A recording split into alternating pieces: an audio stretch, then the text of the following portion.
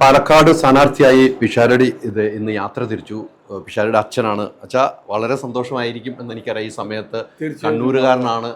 കണ്ണൂരിൽ നിന്ന് പാലക്കാട് ചേക്കേറി അവിടെയാണ് ബാലപാഠം ഉൾപ്പെടെ ഉള്ളത്. മോൻ്റെ എങ്ങനെ കാണുന്നു? തീർച്ചയായിട്ടും വളരെ നല്ല സന്തോഷം തന്നെ. അവൻ ഏത് വർക്ക് അവന് കൊടുത്താലും വളരെ ആത്മാർത്ഥമായിട്ട് ചെയ്യുന്നൊരു സ്വഭാവം അവന് ചെറുപ്പം മുതലേ ഉണ്ട്.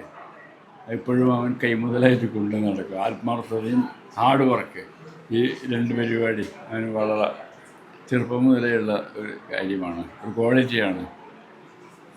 അപ്പോൾ ഒരു രാഷ്ട്രീയക്കാരനായിട്ടാണ് ഇപ്പം സിനിമാക്കാരൻ മാറ്റി നിർത്തി രാഷ്ട്രീയക്കാരനായിട്ടാണ് അങ്ങോട്ട് യാത്ര തിരിച്ചിരിക്കുന്നത്. അതെ. എന്താണ് അവിടെയുള്ള വോട്ടർമാരുടെ അച്ഛൻ എന്ന നിലയിൽ പറയാനുള്ളത്?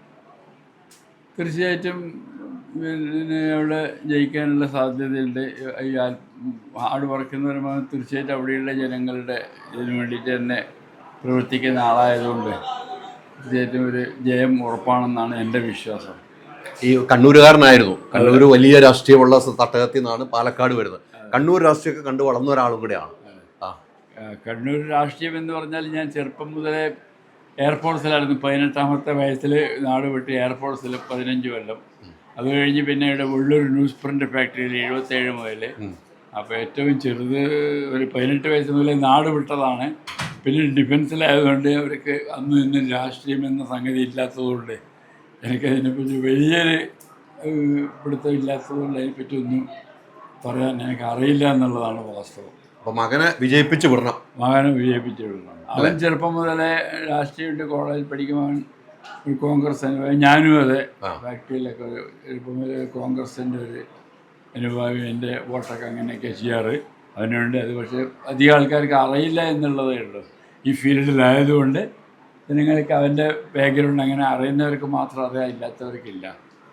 പിന്നെ അവനങ്ങനെ അധികം ഒന്നും വേണ്ടാത്ത സംസാരിക്കാത്ത ഒരാളായതുകൊണ്ട് ഒട്ടും അതിനും ചോദിച്ചാൽ മാത്രമേ പറയുള്ളൂ.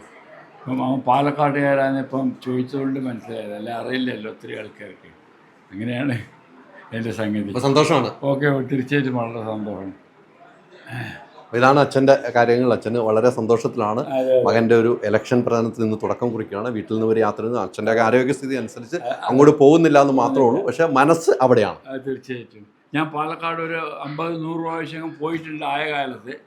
ഇപ്പം 2-3 കൊല്ലമായിട്ട് ദേഹസ്ഥിതിയിൽ ഇല്ലാത്തത് പോയിട്ടില്ല എന്ന് മാത്രം. അല്ലെങ്കിൽ എനിക്ക് അവിടുത്തെ എല്ലാ സംഗതികളും അറിയാം. ഇതിലെ വീട് എവിടെ ആയതുകൊണ്ട് വർഷത്തിൽ 2-3 പ്രാവശ്യം പോകാറുണ്ട്. ഒരു 10-25 കൊല്ലം മുമ്പേ നിന്ന് വെച്ചോളൂ. ഇത് പിഷാരടിയുടെ അമ്മയാണ്. പാലക്കാടുകാരിയാണ്. കണ്ണൂരുകാരൻ കല്യാണം കഴിച്ച് പാലക്കാടുകാരി. സ്വന്തം നാട്ടിലേക്കാണ് മോൻ മത്സരത്തിന് പോകുന്നത്. എന്ത് തോന്നുന്നു ഈ സമയത്ത്? സന്തോഷം തോന്നുന്നുണ്ട്. സന്തോഷം തന്നെയാണ് തോന്നുന്നത്.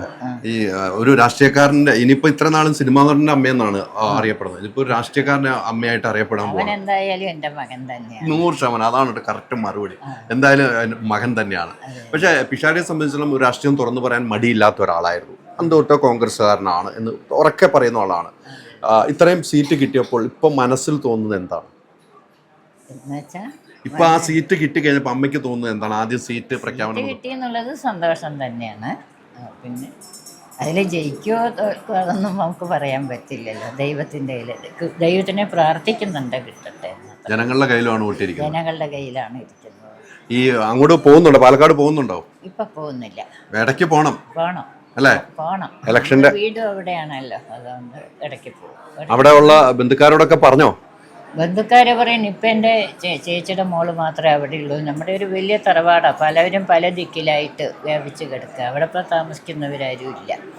ഒരു ചേച്ചിയുടെ മോള് മാത്രമേ ഉള്ളൂ. അവൻ്റെ മോനും ഭാര്യയും വേറെ ആരും ഇല്ല. ഈ അവിടെയാണല്ലോ ജനിച്ചതും വളർന്നതും ഒക്കെ അവിടെയാണ്. പിഷാരടിയുടെ അതെ, പിഷാരടിയുടെ ജനനമൊക്കെ എവിടെയായിരുന്നു? പാലക്കാട്. പിഷാരടി ജനിച്ചത് മാത്രം പാലക്കാട് കുഴൽമന്നം ഒരു BJJ ഹോസ്പിറ്റലിൽ അവിടെ പോയതാണ്. എൻ്റെ വീടായതുകൊണ്ട് അവൻ പിന്നെ 90 ആയപ്പോൾ ഇവിടെ വെള്ളൂര് അവൻ്റെ അച്ഛൻ്റെ ജോലി സ്ഥലത്താണ് വളർന്നതൊക്കെ. ആദ്യം ക്വാർട്ടേഴ്സിൽ, പിന്നെ നമ്മൾ വീട് വെച്ചു. HNL കേട്ടിട്ടുണ്ടാവും, ഹിന്ദുസ്ഥാൻ ലിമിറ്റഡ്. അവിടെ അവൻ്റെ അച്ഛന് ജോലി ആയതുകൊണ്ട് അവിടെ തന്നെയാണ് വളർന്നതൊക്കെ. ഇനിയിപ്പോൾ ഒരു MLA ആയിട്ട് തിരിച്ചു വരട്ടെ അല്ലേ? വരട്ടെ എന്നാണ് പ്രാർത്ഥിക്കുന്നത്. പ്രാർത്ഥനയിൽ എല്ലാവരും ഉണ്ടാവും. സന്തോഷം. Thank you. അപ്പം അമ്മയുടെ ഒക്കെ ആഗ്രഹമാണ് ഒരു MLA ആയിട്ട് തിരിച്ച്. പിഷാരടിയെ സംബന്ധിച്ച് നമുക്കറിയാം, ഒരു നല്ല സിനിമാ നടനാണ്. അതിനപ്പുറം സ്വന്തം രാഷ്ട്രീയം ചങ്കൂറ്റത്തോടു കൂടി വിളിച്ചു പറഞ്ഞ ഒരു വ്യക്തിയാണ്. എൻ്റെ രാഷ്ട്രീയം ഇതാണ് എന്ന് പറയാൻ ചങ്കൂറ്റം കാണിച്ച കുറച്ച് താരങ്ങളുള്ളൂ. അതിൽ പേരെടുത്ത് പറയാവുന്ന പിഷാരടി പാലക്കാടിലേക്ക് യാത്ര തിരിച്ചു. ഇനി അദ്ദേഹത്തിന് തിരിച്ചു ഒരു MLA ആയിട്ട് തന്നെ ആകട്ടെ എന്ന് നമുക്കും കാത്തിരുന്ന് കാണുകയും ചെയ്യും.